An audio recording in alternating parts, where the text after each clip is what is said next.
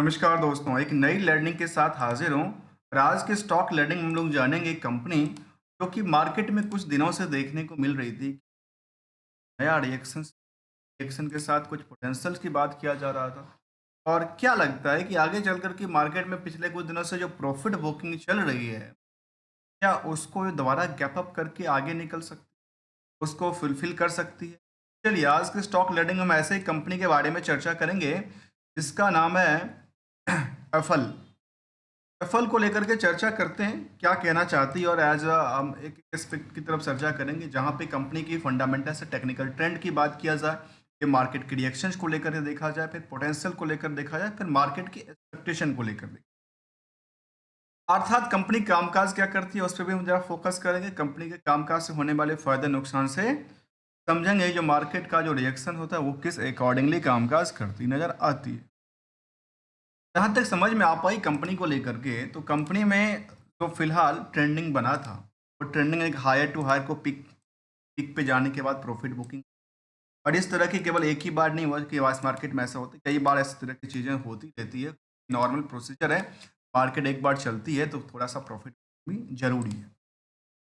आखिर कंपनी को लेकर क्या फंडामेंटल्स कहता है, बुक वैल्यू है 178 का, इंटरेंसिक वैल्यू काफ़ी ज़्यादा अच्छा है, अर्थात एसेट्स की अच्छी खासी तादाद इनके पास है। जहाँ तक इंडस्ट्रियल कैपेसिटी की बात किया जाए तो वो कहती है 38 का दिन की कैपेसिटी उनके डबल से थोड़ा सा कम है, अर्थात इसके अकॉर्डिंग देखें तो कहती है ओवर वेटेज हो चुका। जब ओवर वेटेज हो चुका तो फिर मार्केट में यहाँ जो डिमांड बन रही है उसके पीछे क्या कारण?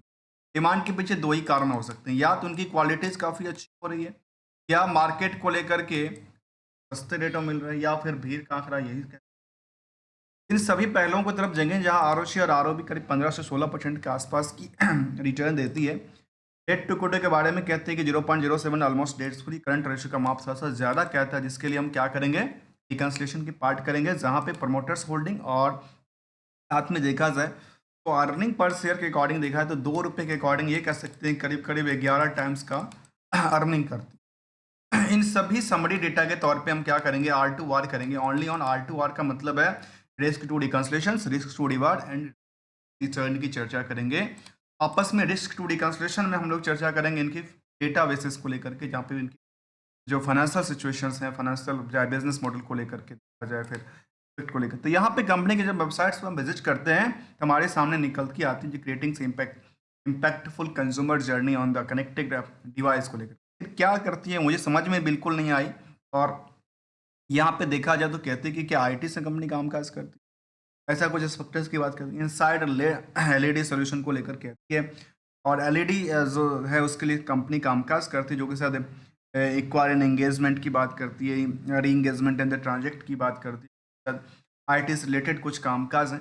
और यदि इसको दूसरी तरफ देखा जाए तो ये कह सकते हैं कि कंपनी को लेकर के कंज्यूमर इंटेलिजेंस एंड प्लेटफॉर्म बनाती है, जो कि transformations add in the recommendations helping market and the efficient identification की बात किया जाए। तीन तरह की कंपनी का जो मार्केट के लिए जो बिजनेस है, बिजनेस कहाँ से आता है, कैसे करता है, उसके प्रति यदि वेबसाइट पर कुछ आंकड़ा देखा जाए तो कुछ कहती है कि नहीं करती, तो कहते हैं only discover and the identify की बात करती है, एक्वायर की बात करती है, री एंगेजमेंट एंड ट्रांजेक्शन की बात करती है। इसके अलावा देखा है तो कंपनी में ये कुछ इनके इंफॉर्मेशन जहाँ पे कंपनी के बारे में यदि देखा है तो कंपनी कुछ और क्लियरिटी निकल सकती है कि आखिर कंपनी का बिजनेस से क्या क्या है। कंपनी कहती है कि हमारे पास passives innovation and the entrepreneurs को लेकर कहते हैं कि करीब 20 कंट्री में कंपनी का कामकाज है। 600 प्लस एफिलिएट्स हैं जो इनके साथ एम्प्लॉय की बात करते हैं, 35 प्लस लैंग्वेज में इनका कारोबार चलती है। और उन्होंने अपनी इन्फॉर्मेशन यहाँ पे देखी, ग्लोबल टेक्नोलॉजी कंपनी है। उन्हें पहले का लगता है कि टेक्नोलॉजी कंपनी है, आईटी से रिलेटेड कंपनी कामकाज करती है, तो ग्लोबल टेक्नोलॉजी है और इससे होने वाले फायदे नुकसान की तरफ क्या करते हैं, जिनके लिए प्लेटफॉर्म की बात करती है कि अलग अलग प्लेटफॉर्म पे कंपनी क्या करती है, ये कामकाज करती है, देती है। और टीम की बात उन्होंने अपनी लगा रखी है कलम वहाँ पे। हम समझने की प्रयास कर रहे थे इसकी फाइनेंशियल सिचुएशन को लेकर के, जहाँ पे कंपनी का यदि हम फाइनेंशियल सिचुएशन देखा जाए तो वो कहते हैं कि क्वार्टर ऑन क्वार्टर बेसिस पे पिछले जून से लेकर के अभी तक में सिचुएशन लगातार बिल्डअप होती है। चाहे हम लास्ट क्वार्टर का डेटा ही कंपेयर कर लें या उससे पिछले साल के डेटा को कंपेयर करें, तो वहाँ पे लेकिन देखने को मिलती है करीब करीब 25 से 30% के आसपास की ग्रो लेवल बनाती है। ऐसे ईयरली डेटा की बात करें तो ईयरली डेटा में कई गुना की रफ्तार से लगातार कह सकते हैं कि चार्ट जो इनका सीधा 80 डिग्री के आसपास की बढ़ती नजर आती है। और ये आंकड़ा कहती है कि लास्ट साल से ये करीब करीब 28 से 30% के आसपास, मतलब जितना इनका क्वार्टर ऑन क्वार्टर बेसिस का ग्रोथ था, चाहे इनका युवक Y one the previous year of the same quarter का ग्रोथ लेवल, वैसे इनका प्रीवियस ईयर का ग्रोथ लेवल भी इन्होंने बना के दिखाई है। इसके पीछे भी देखने का समझने का प्रयास करें, जहाँ पे प्रॉफिटेबिलिटी को लेकर देखा जाए तो कंपनी प्रॉफिटेबिलिटी भी लगातार बढ़ाती नजर आती है और इसमें देखा गया करीब 300 करोड़ टच करके आगे निकली है। लास्ट 12 महीने का जो डेटा है 300 करोड़ से ज़्यादा का आंकड़ा देती है, जहाँ पे ऑपरेटिंग प्रॉफिट मार्जिन भी करीब 30% के आसपास हुआ करता था 28 से, वहाँ पे थोड़ा सा डाउन साइड देखने को मिला था। लेकिन यदि हम रिकंस्ट्रक्शन के पार्ट को उनको समझे तो यहाँ पे कहते हैं कि इन्होंने अपने डेट्स को लेकर के काफ़ी ज़्यादा बढ़ा दिया। जहाँ पे हमने चार्ट लेवल पे ये देखा था कि यहाँ पे डेट्स मैंने कहा था कि ऑलमोस्ट डेट्स फ्री शायद हो सकती है, लेकिन ऐसा डेटा देखने को नज़र नहीं आई। यहाँ पे कंपनी ने अपनी बोरोइंग्स को लेकर के बढ़ाई है। अब सवाल आता है कि बढ़ाने के बाद किया क्या, तो कहते हैं फिक्स उनकी इंक्लूड किया है, बाकी सारी चीज़ भी यहाँ पे इंक्लूड करती हुई नज़र आती है। क्या जो आईटी कंपनी है तो देखा है तो कहते हैं 2 महीने का रिस्क फैक्टर है। और परसेंटेज की यदि बात करें तो शायद ये कह सकते हैं कि नियरली 317 करोड़ के आसपास का डिटेल्स पड़ा हुआ है। और इन्होंने नियर अबाउट 300 करोड़ के आसपास बनाया था, तो 317 करोड़ में इनके पास 297 करोड़ का पैसा प्रॉफिट की बात करें तो मतलब इतना पैसा ये कह सकते हैं कि 20 करोड़ का मार्केट में रिस्क भी इनके पास है, जो कि रिस्क दोस्त इतना के लिए एक्स्ट्रा की बात करूं जितना प्रॉफिट था वो तो है ही, प्रॉफिट के अलावा 20 करोड़ का और एक्स्ट्रा इनके पास बर्डन बना हुआ है, जो कि 2 महीने के बाद पैसे आएंगे। इस कंपनी में जहाँ तक निवेशक की बात है तो निवेशक अच्छे खासे हैं, जो इंटरेस्ट को दिखाता है कि इसमें एफआई के बाद, डीआई के बाद और आम पब्लिक के पास करीब सबसे कम की होल्डिंग बनाती है। मतलब सबसे ज़्यादा यदि होल्डिंग की बात करें तो प्रमोटर खुद बैठा है। एफआई डीआई लगातार अपनी पोजीशन में इंक्रीज करती हुई नज़र आती है और ये इंक्रीज करते हैं। अब आम पब्लिक के पास जो पोजीशन था वो लगातार क्या होती नज़र आती है, कम होती नज़र आती है। और जहाँ पे मार्केट में डिमांड जो है थोड़ा सा सेटअप हुआ, क्योंकि आम इंसानों से एक आम इन्वेस्टर से कहाँ पे चला गया, एक डीआई और एफआई के पास शिफ्ट कर गई। तो मार्केट की ये कहती है कि यहाँ पे करीब करीब कह सकते हैं कि 3 लाख के आसपास का इंटरेस्टेड शेयर होल्डर होंगे, जो जून तक के डेटा शामिल करके रखा है। इसके अलावा की बात किया जाए तो कंपनी कुछ अपनी एक्सपेक्टेशन के हिसाब से यदि देखा जाए लास्ट लास्ट डेटा तो उन्होंने पीपीटी भी शामिल किया और उसमें ये कहा कि हमारे पास जो कंपनी को लेकर के रिवेन्यू ग्रोथ था वो 639 40% का हो जाता है, प्रॉफिट आफ्टर टैक्स 509% हो जाता है। इसके अलावा कहती है कि कंपनी को लेकर के 1600% के आसपास का C S R spending growth की बात करती है। मार्केट कैप भी 2.3 बिलियन का हो जाता है। और ये कुछ डेटा उन्होंने शामिल किया और उनके पीपीटी भी काफ़ी अच्छा लग रहा है, जो कि एक आम निवेशक को काफ़ी समझ में आ सकता है, जहाँ पे कंपनी ने अपने वाई ग्रोथ को लेकर के या क्यू ग्रोथ को लेकर के दर्शाई, जहाँ पे कई बार तो उनमें देखने को मिला कि कई बार कुछ चीज़ें उछाल में था, कुछ में गिरावट भी संकेत दिया था। ट्रेंडिंग व्यू की बात उन्होंने कहा कि हमारा क्वार्टरली परफॉर्मेंस ट्रेंड की ट्रेंड है वो लगातार हमारी वो ऊंचाइयों को टच करने में कोई कसर नहीं छोड़ता। जहाँ पे कहती है Q1 ग्रोथ वाई में 70% की ग्रोथ की बात करती है। रेवेन्यू स्प्लिट की बात करें, जहाँ पे अलग अलग शायद बेस की बात करें, जहाँ पे इंडिया एंड इमर्जिंग मार्केट को लेकर के हो या डेवलप्ड मार्केट को लेकर। इसके अलावा ट्रेंड कंसोलिडेटेड डेटा भी कहती है कि हमारे पास इस तरह से लगातार हमारा ट्रेंडिंग बढ़ा है और वाई में लगातार इनकी करीब करीब कह सकते हैं जो CAGR करीब 42% के आसपास का आंकड़ा दिलाती है। तो यदि 42% का आंकड़ा ये दिलाती है तो क्या स्टॉक की प्राइस नहीं दिखेगा?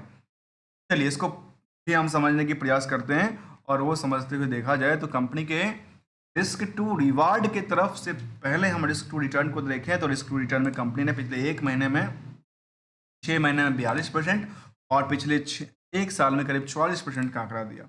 अब सवाल आता है कि जो उन्होंने बॉटम के आसपास जिन्होंने लिया, चाहे उस टाइम के लिए आसपास करो या जिन्होंने बॉटम पे लिया, उन्होंने प्रॉफिट बुकिंग किया, फिर दोबारा मार्केट में बनाई पोजीशन, फिर दोबारा सोचिए मार्केट कहाँ से कहाँ स्विंग कर गया। और इस टाइम फ्रेम से यदि सोचा जाए, कह सकते हैं कि मार्केट ने इस ऊंचाई से लेकर के और यहाँ से लेकर के यहाँ तक में एक बड़ी प्रॉफिट दिया है। कंपनी ने अच्छा खासा ग्रो लेवल दिया है, भले ही कई बार ये गिरावट होती है। इसके लिए भी गोल्डन रूल कहता है, गोल्डन रूल जिसमें आप बच सकते हैं इस चीज़ों से यहाँ पे कुछ का सौदा करना ही होता है।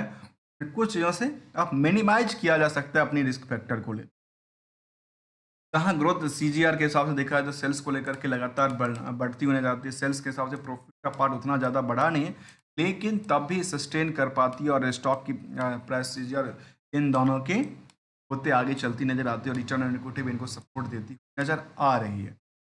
आखिर इनके पीयर्स में कंपनी कौन है, तो कहती है पीयर्स में ओकरावेल, फिनटेक्स और कोफोर जैसी कंपनी शामिल है और इन सभी कंपनियों में सबसे ज़्यादा किसी कंपनी में भीड़ है ना, तो वो भीड़ का आंकड़ा कहता है पीवी, यहाँ पे लोग भर भर के खरीद के रखे हैं आगे की ग्रोथ लेवल। इसके अलावा की बात किया जाए तो यहाँ पे इसके पास भी भीड़ का आंकड़ा कम नहीं कहता, कंपेरिजन टू द कोफोर्ज के हिसाब से देखा जाए या फिर फर्स्ट स्टोर्स के हिसाब से देखा जाए, यहाँ भी काफ़ी अच्छी तादाद में है और खरीदने में जुटे हुए हैं, यहाँ पे निवेशक की काफ़ी ज़्यादा इंटरेस्ट की बात कर। अब दोस्तों देखा जाए तो डेट्स फ्री कंपनी के तौर पे गुड क्वार्टर की बात करती है और ये डेटा करीब 8 गुना के आसपास बढ़ चुका है और प्रमोटर्स होल्डिंग डिक्रीज करती नजर आती है। थोड़ा सा पार्ट को लेकर रिस्क टू रिवार्ड में कंपनी क्या देती है उस पर चर्चा किया जाए तो शायद कुछ और कंक्लूजन निकलेगा। जब भाई कंपनी ने रिस्क टू रिकन्सलेशन में क्या दिया, रिस्क टू रिवार्ड में क्या दिया और रिस्क टू रिटर्न में क्या दिया, यदि तीनों ठीक ठाक देखने को मिलता है तो फिर क्या हो सकता है, इनके लिए ग्रोथ लेवल आगे चल करके 2021 में स्टॉक स्प्लिट किया गया था, उसके बाद कोई लेटेस्ट अपडेट नहीं दिया था कंपनी ने, लेकिन स्टैंडर्ड लॉन डेटा के बेसिस पे देखा जाए तो कंपनी ने अपने ऑपरेटिंग प्रॉफिट और नेट प्रॉफिट मार्जिन दोनों में वृद्धि दर्ज की है comparing to the quarter on quarter basis. जबकि इसमें ट्रेडिंग काफ़ी ज़्यादा मात्रा में नहीं होता, क्वालिटी काफ़ी कम ट्रेडिंग होता है और यहाँ पे इनकी जो पीयर्स हैं LTS को बात माना गया, BCG को माना गया है, इस तरह के आंकड़ा था। और यदि इसको एक चीज़ और देखा जाए क्या जो सेगमेंट वाइज भी कुछ कंपनियों के पास कुछ पैसे आते हैं या एक ही सेगमेंट से आता है, तो कहते हैं नहीं नहीं इनके पास जो पैसा आता है एक ही सेगमेंट से आता है, अर्थात कंक्लूजन इसके बारे में क्या निकलता है वो समझने की बात है। तो दोस्तों देखा जाए तो यहाँ पे भले ही चार्ट में डिक्लाइनिंग करते करते उछाल बनाने के प्रयास में लगा, अब एक चीज़ देखिए हमेशा गोल्डन रूल को समझना और मार्केट की एक्सपेक्टेशन क्या है और कंक्लूजन क्या निकलता है। कंक्लूजन ये निकलता है जो फंडामेंटल जो स्ट्रेटजी था वो लगातार इनकी बिल्ड हो रही है, इनमें कोई ग्रोथ लगातार बढ़ती नजर आती है और जिसकी वजह से इनको ये बैकअप सपोर्ट मिलता है स्टॉक को लेकर के। जिस हिसाब से वहाँ पे चार्ट को देखा जा सकता है, जहाँ पे देखा जाए तो शायद हम आपके सामने ये लेते हैं जो कंपनी के जो चार्ट लेवल था ईयर ऑन ईयर बेसिस का, देखिए जिस हिसाब से मैं चार्ट यहाँ पे बना पाऊंगा शायद उसी हिसाब से चार्ट वहाँ भी बन पा रही है। और ये देखिए इस तरह के चार्ट बन रही है 80 डिग्री के आसपास भागती नजर आती है, तो फिर इनकी तो चार्ट लेवल है वो भी इसी लेवल से भागती नजर आती है। और यहाँ पे कई बार कुछ ऐसा गोल्डन रूल ये कहता है मार्केट के लिए जब भी आप एंट्री करते हैं जब भी आप विजिट हैं दोस्तों, कोई भी बॉटम्स कोई भी हायर नहीं होता। केवल और केवल एक मार्केट की स्ट्रेटजी की बात करूं तो हमेशा कोई ना कोई आता है कोई ना कोई जाता है। अब नहीं तो इसको केवल केवल मिनिमाइज किया जा सकता है अपने रिस्क फैक्टर को। उस रिस्क फैक्टर को मिनिमाइज करने के लिए खुद की फाइनेंशियल रिस्क कितना है, अब कितनी परसेंट का रिस्क जाता है और एक्सपेक्टेशन कितनी है। जब तक एक्सपेक्टेशन के आसपास आप उस प्रॉफिट बुक नहीं करेंगे तब तक आपके हाथ में पैसा नहीं आएगा। पैसा नहीं आएगा तो कल पोर्टफोलियो में देखते देखते पता चला कई बार कुछ ऊपर से निचले लेवल के लिए भी आ जाती है जो कर देती है। इसलिए रिस्क फैक्टर को देखते हुए, मार्केट की टर्म कंडीशन को देखते हुए, अपनी खुद की टर्मोलॉजी को देखते हुए यदि मार्केट बनाती है सस्टेन करती है तो यही गोल्डन रूल कहता है तो रिस्क के अकॉर्डिंग तोड़ना भी चाहिए और प्रॉफिट पे इनको बुक भी करना चाहिए, तभी हमारे दोस्तों किसी भी कंपनी को लेकर किसी भी स्टॉक को लेकर के हमारे साइड से कोई भी रिकमेंडेशन या एडवाइजरी की बात शामिल नहीं है। Only as a learning point of view से यदि वैल्यूएडिशन मिलता है तो चैनल को सब्सक्राइब, वीडियो को लाइक कर सकते हैं। बेटर लर्निंग अवेयरनेस एजुकेशन देने के लिए हमारे ज्वाइन बटन को क्लिक कर पेज भी कर सकते हैं और मिलते हैं कुछ नई कंपनी के साथ, न्यू स्टडी के साथ। तब तक के लिए थैंक यू एंड वेलकम।